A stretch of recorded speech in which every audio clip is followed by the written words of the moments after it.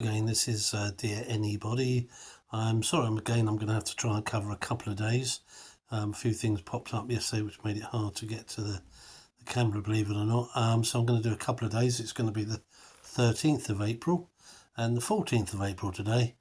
And I'm reading letters that were written by my father, Jimmy Hodge, the late dad. Birthday was on Saturday.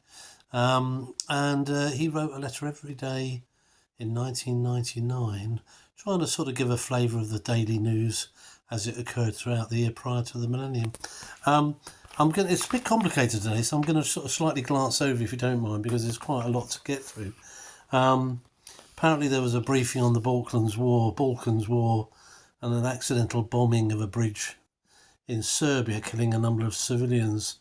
They were going to see pictures, but there were hang-ups on computers, and was told that, you might get it tomorrow. So that was a bit of a big thing at the time. There's more about that today, for the next day.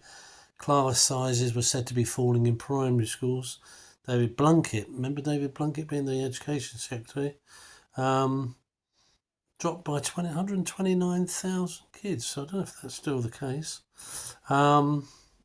Scientists, apparently, discovered that gum from the gum tree could be used to prevent stomach ulcers. Don't know if that ever got anywhere. And then another gum that could help with brain function. So I'm not sure where that went. Not sure if I ever managed any of that. And a New Zealander, Michael Morrell, age 64, broke the world record for non-stop talking, 24 hours, about his homeland in Auckland. So that was quite something. Today, slightly sad start, because there was a family of a woman who bled to death in a ward which 4 staff, only whom was a staff nurse. Sadly, she went in for a hysterectomy, something slipped, and she died through internal bleeding. And it was all a little bit on the back of the fact that everyone was trying to say we need more nurses at the end of phone lines, but Dad was saying, well, clearly in this case they needed more people in the wards, so that was a bit sad, so sorry about that. Apparently the Serbian people yesterday did produce pictures. After a bit of a hiccup, they did produce some pictures so they could see. 2 people, two people got married without even meeting each other, all in a bit of a radio station stunt. They got a year's free everything, car, house. I think it lasted 3 months. Dad was a little bit dismissive of that, but talked about his own marriage to my mum, Grace, who really they sort of met in Easter and got married on the August bank holiday. So rather quick engagement and marriage, and they remained faithfully married for many, many years, and God bless them for that.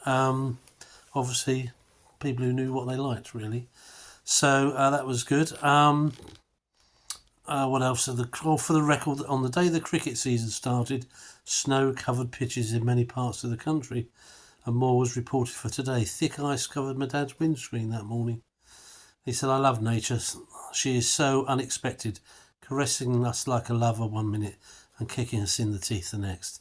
No more than we deserve. And lastly, the Home Secretary today ordered police forces to recruit more ethnic people in Kent. For example, has got to increase intake by 51. Short of conscription, how do you force an Asian, West Indian, etc. to walk into a police station and say, sign me up? And actually, very hot news today. I was watching earlier today, and I think West Yorkshire have actually vetoed appointing British white folks. It's got to only appoint people from ethnic minorities. So it was a bit of an odd thing that, if you're white and able to do the job, you're not going to be getting into the police force, which seemed a bit weird. So a couple of days, bits of news there, nothing too exciting, but some of these things, 26 years later, still hot topics, really. But we'll see what happens tomorrow. Anyway, thanks for listening. Thanks for switching on. Thanks for subscribing if you do. And there you go.